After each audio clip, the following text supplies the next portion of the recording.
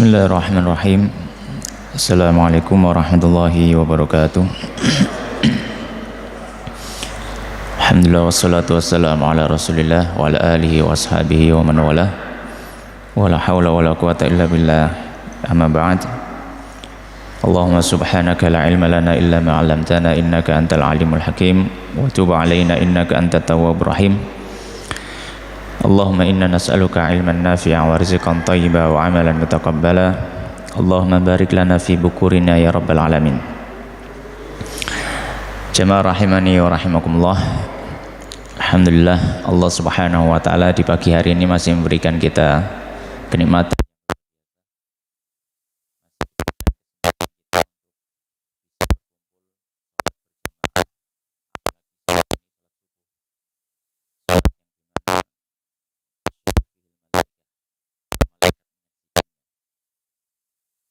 yang disebutkan di dalam Al-Quran. Salat subuh memiliki salah satu sifat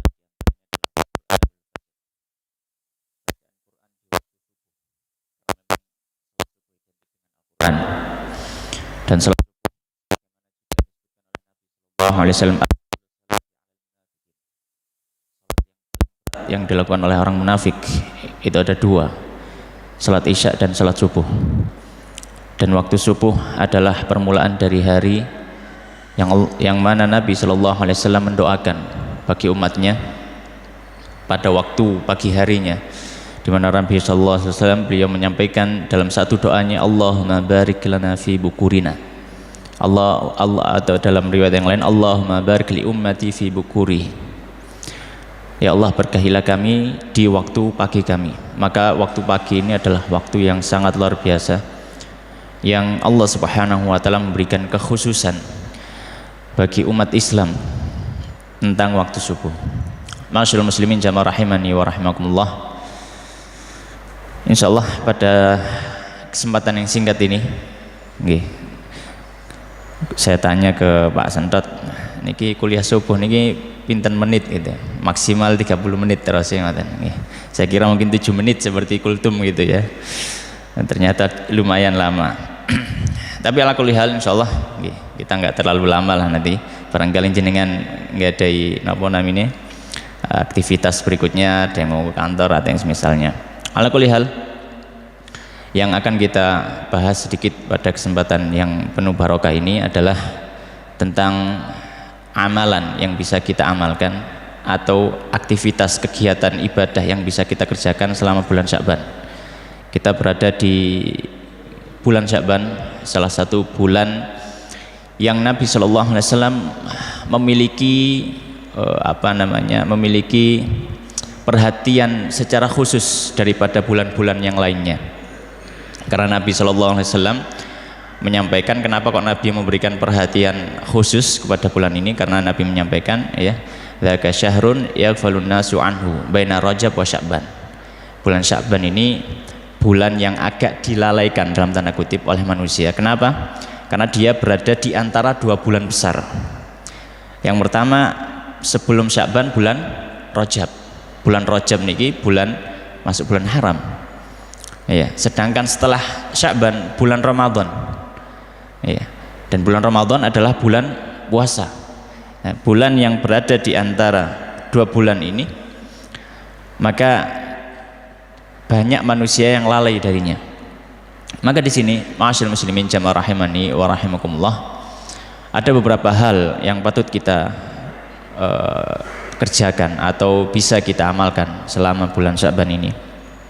Di antaranya adalah yang pertama, hendaknya kita memanfaatkan bulan Sya'ban ini untuk kembali memurajaah, kembali mempelajari lagi ilmu-ilmu yang berhubungan dengan puasa. Karena sebentar lagi insya Allah, jika Allah mengizinkan, kita akan berjumpa dengan bulan Ramadan. Bulan Ramadan isinya adalah puasa, tilawatul Quran, sholat tarawih dan lain sebagainya. Banyak hal-hal, perkara-perkara yang mungkin kita lupa, karena ini momennya cuma setahun sekali.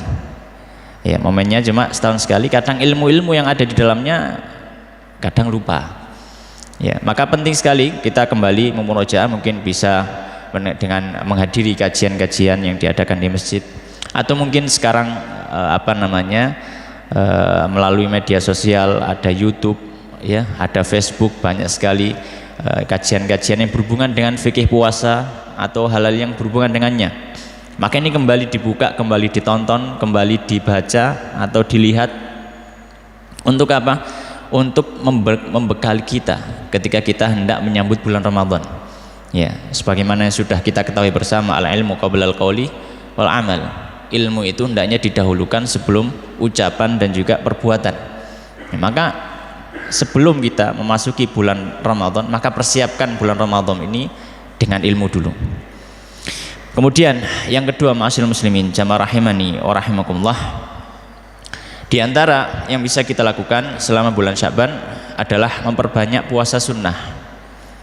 Memperbanyak puasa sunnah, sebagaimana hal ini juga dilaksanakan oleh Nabi SAW. Dalam hadis Usamah bin Zaid radhiyallahu ta'ala anhuma, beliau mengatakan kepada Nabi SAW, ya Rasulullah, lam araka tasumu syahran min syuhur ma tasumu min Sya'ban. Wahai Nabi, aku tidak pernah melihat engkau ini berpuasa di satu bulan yang lebih banyak melebihi bulan Sya'ban. Di bulan-bulan lainnya selain Ramadan tentunya, engkau puasanya ya beberapa hari tertentu, tapi di bulan Sya'ban ini kok hampir satu bulan full, hampir satu bulan full engkau ini kok puasa. Maka Nabi SAW menyampaikan, dzalika syahrun yakfulun nasu anhu baina Rajab wa Ramadan. Wahai Usamah, karena bulan Sya'ban ini adalah bulan yang mana banyak manusia lalai. Dia ada di antara Rajab dan Sya'ban. Kemudian kata Nabi, di antara keutamaan bulan Sya'ban, wa huwa syahrun turfa'u fihi al-a'mal ila rabbil alamin. Bulan Sya'ban itu adalah bulan yang mana amal-amal manusia diangkat ke langit. Kata Nabi sallallahu alaihi wasallam, fa uhibbu an yurfa'a amali wa ana shaim. Maka saya sangat menginginkan jika amalku diangkat ke sisi Allah Subhanahu wa taala dalam kondisi aku berpuasa. Ya. Hadisnya sahih, diriwayatkan oleh Imam Nasai, Ibnu Abi Syaibah dalam musnadnya, dan juga Imam Ahmad dalam kitab musnadnya. Dalam riwayat yang lain, ya, hadisnya Sayyidah Aisyah radhiyallahu ta'ala anhu, muttafaq alaih, riwayat Bukhari Muslim, di mana beliau Sayyidah Aisyah menyampaikan sendiri kesaksian dari istri Nabi sallallahu alaihi wasallam, di mana beliau mengatakan, karena Rasulullah sallallahu alaihi wasallam yasumu hatta naqulu la yuftir wa yuftiru hatta naqulu la yasum. Kebiasaannya Nabi di dalam satu bulan itu, beliau itu ia puasa tapi juga nggak puasa. Jadi kalau beliau puasa itu seperti kita mengatakan, atau seolah-olah kita melihat Nabi itu kok nggak puasa ya, setiap hari puasa. Dan ketika Nabi nggak puasa, kita akan mengatakan Nabi itu kok nggak pernah puasa ya, seperti memang nggak pernah puasa gitu, karena setiap hari nggak puasa. Kemudian kata Sayyidah Aisyah, fama ra'aitu Rasulullah sallallahu alaihi wasallam istakmala siyam syahrin ila Ramadan wa ma ra'aitu aktsara siyaman minhu fi Sya'ban. Dan aku tidak pernah melihat Nabi berpuasa satu bulan penuh kecuali bulan Ramadan, dan aku tidak pernah melihat Nabi berpuasa dalam satu bulan yang lebih banyak daripada puasa di bulan Sya'ban. Ya. Maka hadis ini menunjukkan bahwasanya memang bulan Sya'ban ini adalah salah satu bulan yang dianjurkan kita memperbanyak puasa sunnah. Banyak puasa yang bisa kita amalkan. Ada puasa Senin Kamis, ada puasa Daud, ada puasa Ayyamul Bid, ya, dan seterusnya. Baik. Kemudian yang ketiga, ma'asyiral muslimin jamaah rahimani wa rahimakumullah, ada satu permasalahan yang dibahas oleh para fuqaha, yang dibahas oleh para ulama ketika sudah memasuki pertengahan bulan Sya'ban. Ketika sudah memasuki pertengahan bulan Sya'ban, di mana ada hadis dari Nabi sallallahu alaihi wasallam yang diriwayatkan oleh Imam Abu Dawud, diriwayatkan juga oleh Imam An-Nasai, yang disahihkan oleh Al-Arnaud, ya, dan juga dikatakan oleh Imam At-Tirmidzi dalam kitab sunannya. Beliau mengatakan hadis ini sanadnya hasan sahih, ya. Di mana dari sahabat Abu Hurairah radhiyallahu ta'ala anhu bahwasanya Nabi sallallahu alaihi wasallam beliau menyampaikan, idzan tasafa Sya'ban fala tasumu. Jika Sya'ban sudah masuk pertengahan bulan, maka jangan puasa. Dalam riwayat yang lain, fakaffu anisyam, jagalah diri kalian dari puasa. Ya, jagalah diri kalian dari puasa. Ya. Dan beberapa riwayat yang lain, riwayat-riwayat yang lain ini yang senada dan juga semakna, bahwasanya ketika sudah masuk pertengahan bulan Sya'ban, ya, tanggal 16 ke atas, maka jangan berpuasa. Maka para ulama di sini mendudukkan hadis ini. Ini bagaimana kita menafsirkan? Tentu saja kita tidak boleh menafsirkan sesuai keinginan kita, tapi menurut apa yang disampaikan oleh para ulama, karena mereka yang lebih tahu daripada hadis Nabi Shallallahu Alaihi Wasallam. Maka para ulama menyampaikan, ya, hukum asalnya ketika seorang sudah memasuki pertengahan bulan Sya'ban, maka tidak diperkenankan untuk berpuasa kecuali dua. Yang pertama, kalau dia punya hutang puasa Ramadan sebelumnya. Kalau orang punya hutang puasa Ramadan sebelumnya, maka dia harus membayar, mengqadha'nya meskipun sudah melewati pertengahan Sya'ban. Meskipun sudah melewati pertengahan Sya'ban. Ya. Dan ini juga apa yang telah diriwayatkan dari Sayyidah Aisyah radhiyallahu taala anha, bahwasanya beliau menyampaikan, ya, aku dulu tidak bisa mengqadha puasaku karena sibuk dengan melayani Nabi Shallallahu Alaihi Wasallam, ya, di setiap harinya, di hari-hari beliau, kecuali di bulan Sya'ban. Maka Sayyidah Aisyah radhiyallahu taala anha, beliau mampu mengqadha baru ketika Sya'ban, ya. Maka yang pertama yang diperbolehkan untuk berpuasa ketika sudah melewati bulan Sya'ban adalah untuk mengqadha puasa, ya, untuk mengqadha puasa. Kemudian yang kedua, ya, yang kedua adalah kalau orang itu memang sudah memiliki kebiasaan puasa sebelumnya, ya, misalkan di bulan-bulan sebelumnya, ya, dia atau mungkin sebelum masuk pertengahan Sya'ban dia pernah puasa Senin atau Kamis misalkan, ya, atau memang sudah memiliki kebiasaan puasa. Kemudian dia dalam tanda kutip, ya, istilahnya wirid puasanya gitu, ya, bertepatan setelah pertengahan Sya'ban, maka tidak masalah, ya, maka tidak masalah, ya. Atau misalkan dia menyambung dengan hari sebelum masuknya pertengahan Sya'ban, misalkan tanggal 13, 14, 15 dia puasa Ayyamul Bid, dia puasa sunnah pertengahan bulan, kemudian setelah itu dia lanjutkan puasa, misalkan jadi puasa Daud, nggak masalah, karena dia sudah menyambung dengan hari sebelum pertengahan Sya'ban, maka ini diperbolehkan, ya, maka ini diperbolehkan. Alasannya apa? Alasannya adalah hadis yang diriwayatkan oleh Imam Bukhari dan juga Imam Muslim dari sahabat Abu Hurairah radhiyallahu ta'ala anhu. Beliau menyampaikan, ya, bahwasanya Nabi SAW bersabda, la taqaddamu Ramadan bi shaumi yaumin wala yaumain. Jangan mengawali Ramadan, maksudnya pas bulan Sya'ban, dengan berpuasa sehari atau 2 hari sebelumnya, maksudnya pertengahan Sya'ban yang terakhir. Jangan mengawalinya dengan puasa.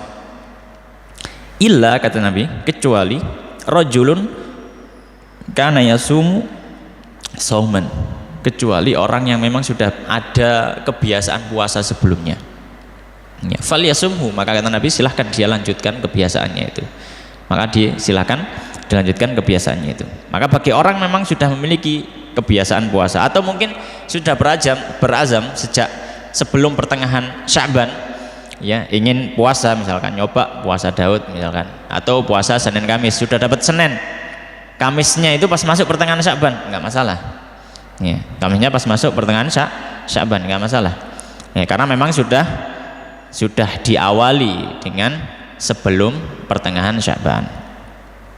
Ma'asyiral muslimin jamaah rahimani wa rahimakumullah. Kemudian yang keempat, perkara keempat, ada satu hal yang perlu kita fahami juga, hal yang penting, bahwasanya bulan Sya'ban ini adalah garis terakhir kita untuk mengqadha puasa Ramadan. Sya'ban itu adalah garis terakhir kita untuk mengqadha hutang puasa di bulan Ramadan sebelumnya, ya. Sebagaimana Sayyidah Aisyah juga yang sudah kita sebutkan tadi, bahwasanya beliau itu memiliki hutang dan tidak mampu membayar kecuali di bulan Sya'ban, ya. Dan bulan Sya'ban akhirnya beliau bayar. Ya. Mengapa kita katakan dia menjadi batas terakhir? Karena para ulama tidak memperbolehkan orang yang tidak memiliki udzur kemudian dia menunda qadha puasa Ramadannya sampai datang Ramadan berikutnya. Ya. Jadi misalkan Ramadan tahun kemarin 1444 Hijriah kita punya hutang puasa misalkan 2 hari, tidak kita bayar sampai masuk Ramadan berikutnya, maka para ulama kalau tidak ada udzur ini tidak diperkenankan. Bahkan para ulama mengatakan kalau dia menunda qadha Ramadannya sampai datang Ramadan berikutnya dan dia tidak ada udzur, nggak sakit, nggak apa ya tapi dia malas saja qadhanya gitu, maka ketika masuk bulan Ramadan berikutnya di tahun berikutnya maka dia tetap harus puasa Ramadan itu, dan nanti dia juga masih ada hutang qadha puasa plus ditambahi diperintahkan untuk bayar fidyah. Fidyah itu sebagai hukuman karena dia apa? Mengakhirkan qadha Ramadan sampai datang Ramadan berikutnya. Apa landasan dalam hal ini? Mengapa kok harus ditambahi fidyah? Apakah ada riwayat dari Nabi SAW? Tidak ada, sama sekali tidak ada. Kemudian dari mana? Hal itu adalah fatwa dari para sahabat. Di antaranya adalah sahabat Abu Hurairah radhiyallahu ta'ala anhu dan juga fatwa sahabat Ibnu Abbas radhiyallahu ta'ala anhuma. Dan beberapa sahabat yang lainnya yang disebutkan oleh para ulama, ada sekitar 6 sahabat yang memberikan fatwa ini ya. Bahkan sebagian sampai menukil ya, bahkan hampir menjadi ijma karena fatwa ini banyak dari sahabat dan tidak ada yang mengomentari di zaman itu, semuanya manut dengan fatwanya para sahabat. Apalagi Abu Hurairah sebagai ahli fatwa di Madinah ya. Kemudian sahabat Ibnu Abbas menjadi ahli fatwa di Mekah. Ya, di antaranya kalau fatwanya Abu Hurairah maka diriwayatkan oleh Imam Ad-Darqutni dan beliau mengatakan hadisnya sahih, riwayatnya sahih dari beliau, dan juga Imam Al-Baihaqi dalam kitab Sunan Kubra. Sahabat Abu Hurairah mengatakan ketika ditanya bagaimana orang yang dia punya hutang Ramadan terus dia nggak bayar hutangnya sampai datang Ramadan berikutnya, maka kata Abu Hurairah yasumu hadza ma'an nas, dia tetap puasa Ramadan yang sekarang, wa yasumul ladzi farrata fihi, kemudian dia tetap harus membayar hutang puasanya, wa yut'imu likulli yaumin miskina, dan dia memberikan makan satu orang miskin untuk hari yang dia lewati ya, dalam artian dia bayar fidyah ya, dia bayar fidyah ya, tergantung hutang puasanya. Kalau dia hutang 2 hari yang bayar fidyah 2 hari ya. Dan fidyah itu bayarnya adalah 1 mud bahan makanan pokok sekitar 700 sampai 750 gram bahan makanan pokok itu beras, diberikan pada 1 orang miskin. Fatwanya Ibnu Abbas ini diriwayatkan juga oleh Imam Ad-Darqutni dan juga Imam Al-Baihaqi ya, dan juga beberapa riwayat yang lainnya, ulama yang lainnya. Beliau mengatakan, sahabat Ibnu Abbas, man farrata fi siyami syahr Ramadan hatta yudrikuhu ramadhana akhar, siapa yang dia menyanyiakan ya, atau dia punya hutang puasa Ramadan sampai datang Ramadan berikutnya, falyasum hadzal ladzi adrakahu, maka dia puasa di Ramadan tahunnya itu, tsummal yasum ma fatahu, kemudian dia tetap harus mengqadha, wa yut'im ma kulli yaumin miskina, dan dia membayar fidyah ya.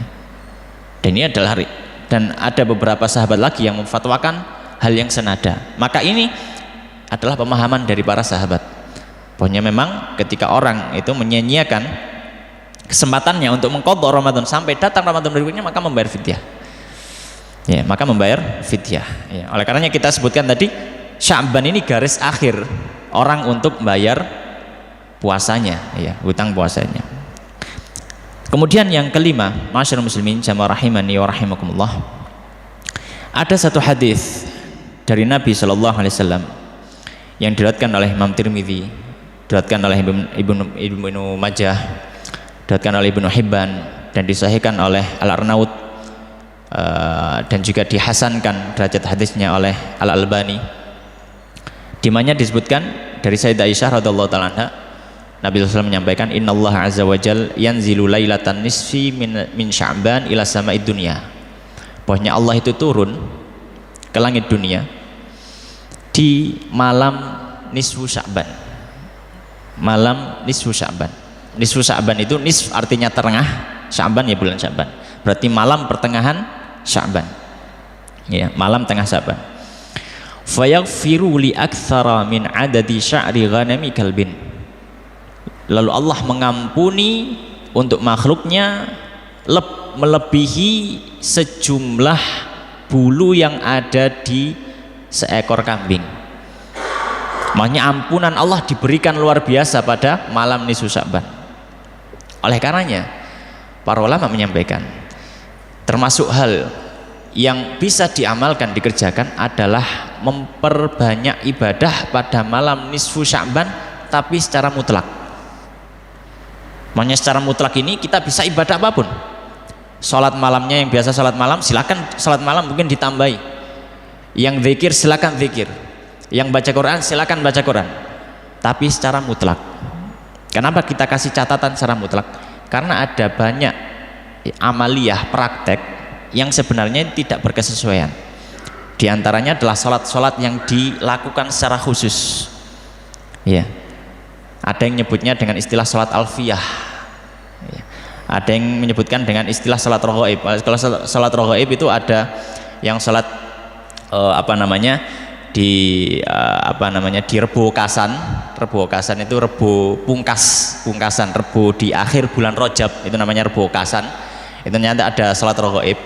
Dan ini sudah dibahas oleh para ulama, dibahas oleh Imam Nawawi. Ya, Imam An-Nawawi yang wafat tahun 676 Hijriah. Beliau membahas salat-salat ini. Dan beliau memperingatkan, tapi masih diamalkan sampai hari ini, gitu, di sebagian tempat. Ya. Di mana di pertengahan bulan Sya'ban melakukan salat-salat secara khusus. Ada yang menyampaikan sampai bisa 100 rakaat, ada keutamaan khusus. Maka salat secara khusus semacam ini, Imam Nawawi sendiri beliau menyampaikan dalam kitabnya Al-Majmu' Syarh Muhadzab, beliau menyampaikan ini adalah satu amalan yang sangat diingkari dan tidak boleh diamalkan oleh beliau. Ya. Itu kalau misalkan dilaksanakan secara khusus dengan kriteria-kriteria tertentu, maka tidak boleh. Terus apa yang bisa diamalkan tadi? Amalan-amalan sunnah secara mutlak, baik itu sholat malam, zikir, baca Quran. Ya. Baik. Ada juga tentang membaca surat Yasin. Ya. Kemarin kalau nggak salah ada yang tanya, Ustaz, ini amalan ini apa ada gitu ya. Jadi dia bilang amalannya adalah membaca surat Yasin dengan niat-niat tertentu. Saya coba cari-cari referensinya. Yang saya dapati itu ada referensinya di sebuah website zikir gitu, tapi punya orang Syiah. Ya. Apa itu amalannya? Yaitu membaca surat Yasin 3 kali setelah sholat maghrib di malam nisfu Sya'ban. Bacaan yang pertama diniatkan untuk memanjangkan umurnya. Biniyati tulul umur, ya, dengan niat memanjangkan umurnya. Kemudian bacaan Yasin yang kedua itu dengan dengan niatan apa gitu, agak lupa, ya. Kemudian yang ketiga juga ada niatan khusus, ya. Kemudian membaca doa yang yang disebutkan di situ. Maka ini juga tidak diperkenankan karena amalan ini juga tidak pernah disampaikan oleh para ulama. Adapun ada riwayat atau yang semisalnya, maka tidak ada. Maka yang benar di sini memang diperbolehkan menghidupkan malam nisfu Sya'ban itu, hanya saja dengan amalan mutlak apapun silakan. Ya, mau sholat tahajud silakan, ya, dan yang seterusnya. Bahkan dalam hadisnya sahabat Ali radhiyallahu anhu dalam riwayat Ibnu Majah dalam kitab sunannya, beliau mengatakan, ya, idza kanat lailatan nisfu min Sya'ban faqumu lailaha wa sumu naharaha. Jika masuk malam nisfu Sya'ban, maka silahkan sholat malam seperti biasa tahajud gitu. Kemudian siang harinya silahkan kalian berpuasa, ya, silahkan kalian berpuasa. Kemudian yang terakhir, ma'asyiral muslimin jamaah rahimani wa rahimakumullah, ketika bulan Sya'ban hendaknya kita memperbanyak membaca Al-Quran sebagai, ya, hikmahnya sebagai persiapan kita untuk menghadapi bulan Ramadan yang sangat-sangat erat hubungannya dengan Quran. Ya, mungkin di bulan-bulan sebelum ini, ya, kita agak kendor membaca Quran, Maka nanti bulan Ramadan itu bulannya Quran. Coba kita lakukan pemanasan dulu. Al-Hafidz Ibnu Hajar Al-Asqalani dalam kitabnya Fathul Bari Syarah Sahih Bukhari, beliau mengatakan, kanal muslimun idza dakhala Sya'ban akabbu 'alal masahif. Di antara kebiasaan para ulama salaf terdahulu, para kaum muslimin terdahulu, ketika sudah masuk bulan Sya'ban, maka mereka fokus kepada mushaf-mushaf mereka. Fokus kepada Al-Qur'an, memperbanyak bacaan Quran sebagai apa? Persiapan untuk memasuki bulan Ramadan. Demikian yang bisa kita bahas pada kesempatan pagi hari ini. Semoga yang sedikit ini memberikan manfaat, ada yang bisa kita amalkan, ada yang bisa kita sampaikan kepada orang lain. Wallahu ta'ala alam, wa sallallahu wa sallim wa barik ala nabiyina Muhammadin wa ala alihi washabihi ajmain, walhamdulillahirabbil alamin. Assalamualaikum warahmatullahi wabarakatuh.